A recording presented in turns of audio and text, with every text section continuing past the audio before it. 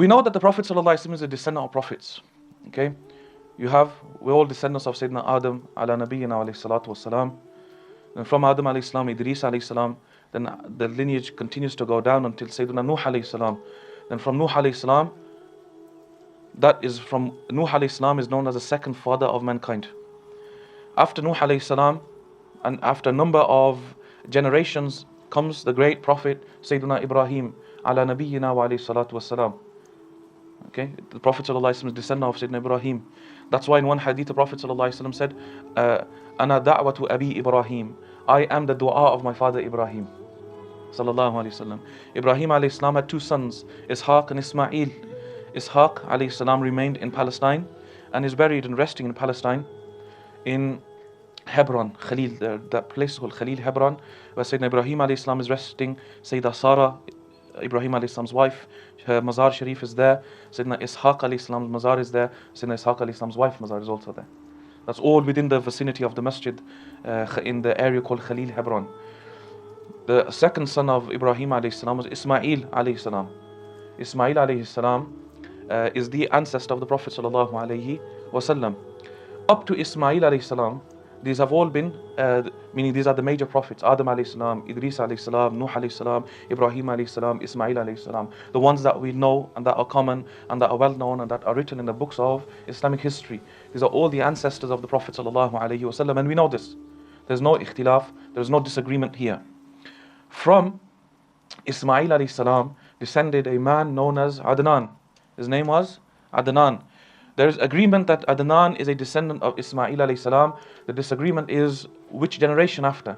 Is he 5th generation? Is he 10th generation? So there's a difference of what is his number in terms of the generation. But there's agreement he is a descendant of Ismail alayhi salam.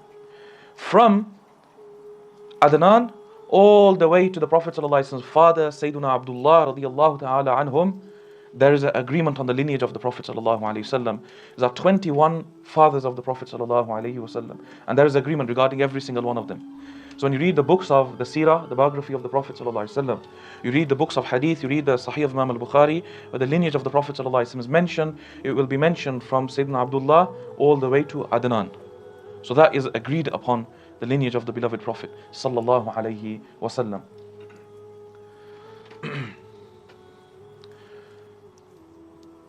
So that is the agreed upon lineage, and we know that he is descendant of the great prophets alayhimus salatu wassalam. A few things to remember. Of course, besides the prophets alayhimus salatu wassalam, the others of course are non-prophets. But what does that mean if they are non-prophets? So from Adnan to Sayyidina Abdullah, they're non-prophets. Some people, when they number one, people don't even speak about the lineage of the Prophet sallallahu alaihi wasallam. That's the first issue, because they don't even speak about the lineage. So how do they know the etiquettes of speaking about the ancestors of the Prophet ﷺ? Then beyond that is actually researching who they were and how significant they were. So because they do not speak about the honorable lineage, they have not researched the lineage, they do not know this field well, then they end up, na'udhu billah, criticizing the aba, the forefathers of the Prophet ﷺ, and they start accusing them of committing, na'udhu billah, haram acts. Saying that the Arabs, like for example in our last session we spoke about the religions that were prevalent in Arabia, the cultures that were prevalent in Arabia, and people who have not studied, they will just assume, okay, so therefore, na'udhu billah, the ancestors of the Prophet ﷺ also are people of shirk and polytheism. Imam Alusi al-Baghdadi radiyallahu ta'ala anhu, a great scholar of tafsir, a scholar of hadith and grammar, and a historian, he says, ذهب كثير من العلماء إلى أن جميع أصول النبي صلى الله عليه وسلم من الآباء والأمهات كانوا موحدين في اعتقادهم مؤمنين بالبحث والحساب وغير ذلك مما جاءت به الحنيفية من الأحكام.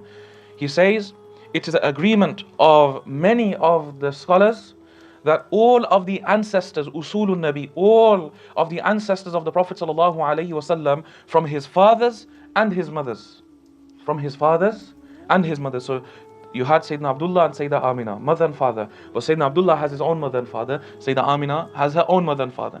And then the Prophet ﷺ's grandfather, Sayyidina Abdul Muttalib, has his own. The further back you go, it grows, doesn't it?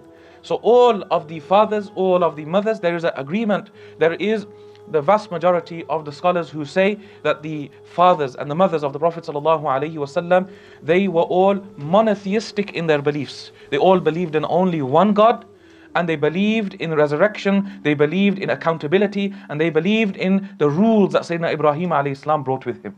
All of them. So when we go through the lineage, Abdullah bin Abdul Muttalib bin Hashim bin Abd Manaf bin Qusay bin Kilab bin Murrah, all the way up to the son of Sayyidina Ismail alayhi salam, every single one of them believed in one Allah, every single one of them believed in resurrection, every single one of them believed in accountability, every single one of them believed in the laws of Sayyidina Ibrahim alayhi salam. They all were believers. They were all believers.